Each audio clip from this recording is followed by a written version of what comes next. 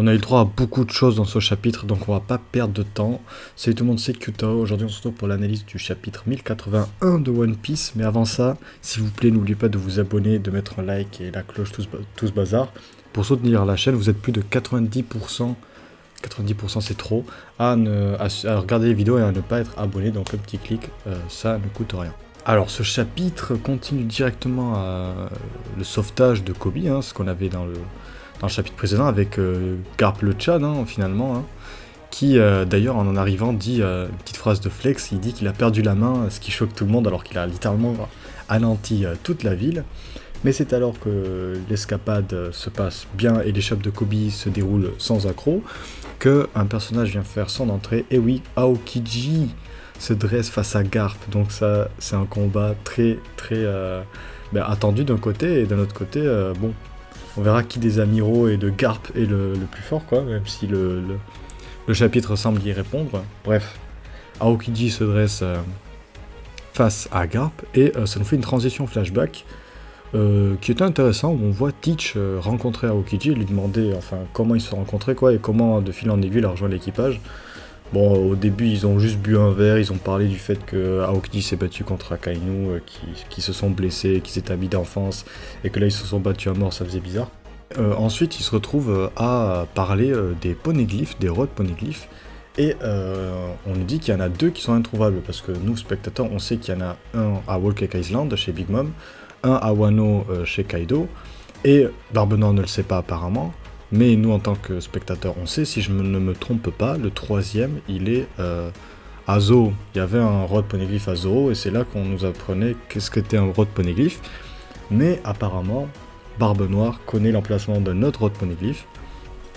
Et apparemment, il y en a un sur un navire noir, enfin sur un navire avec les voiles noires. Et quand on essaie de s'y approcher, les bateaux sont pris dans des tourbillons d'eau, des sortes de trous dans l'eau, quoi. Enfin, moi j'appelle ça tourbillon d'eau, quoi.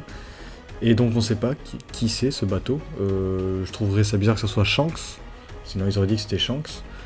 Peut-être Dragon ou un autre révolutionnaire. Ou finalement peut-être un membre du gouvernement, c'est ce qu'ils évoquent. Mais après, qu'est-ce que c'est comme pouvoir? Alors il y a la théorie du pouvoir du fruit de l'eau, du coup, vu que ça se passe dans l'eau. Donc ça serait marrant. Tout le monde en théorise depuis des années. Mais bon, voilà, bref. On revient au présent avec le duel Garp-Aokiji qui se règle d'un coup de Blue Hole de Garp, enduit de Akidero, hein, qui fout littéralement Aokiji par terre, il l'envoie dans le sol si j'ai bien compris. Donc il a massacré. En un coup, j'ai l'impression qu'il a massacré. Après, est-ce que Aokiji est KO? Je ne pense pas. Mais c'était une belle patate. Et c'était pas la seule belle patate du chapitre. Et oui, car le chapitre n'est pas fini, on voit Law qui s'est fait malheureusement massacrer par Teach. Vraiment, il est par terre. Il est à la merci de Teach, quoi. Et Teach lui dit, bon, frérot, si tu veux pas me donner l'immortalité, on va faire quoi de ton fruit, quoi. Et apparemment, c'est ce que veut Beppo, je crois qu'il s'appelle, l'animal, là, le second de l'équipage de Law. Manger un Rumble Ball de Chopper. On voit une petite case qui explique que Chopper dit qu'il sait pas si s'il va en survivre. Mais du coup, en mangeant cette Rumble Ball, il y a une sorte d'équivalent du mode Sulong qui s'active chez Beppo, et ce qui lui permettra de prendre la fuite.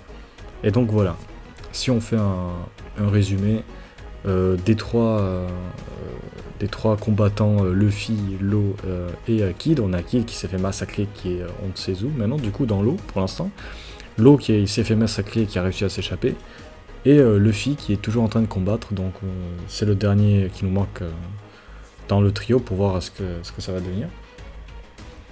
Mais du coup voilà, je suis très curieux de savoir ce que Oda réserve avec Law, hein, parce qu'on nous fait tourner en bourrique que son fruit peut donner l'immortalité. Donc à mon avis, c'est ce qui va se passer. L'immortalité sera donnée, mais à qui? Soit un membre du Gorosei, soit Luffy. Luffy me paraîtrait très bizarre, mais un membre du Gorosei, ou alors ils l'ont déjà, membre du Gorosei. Enfin bref. Ou à Im-sama, on sait pas.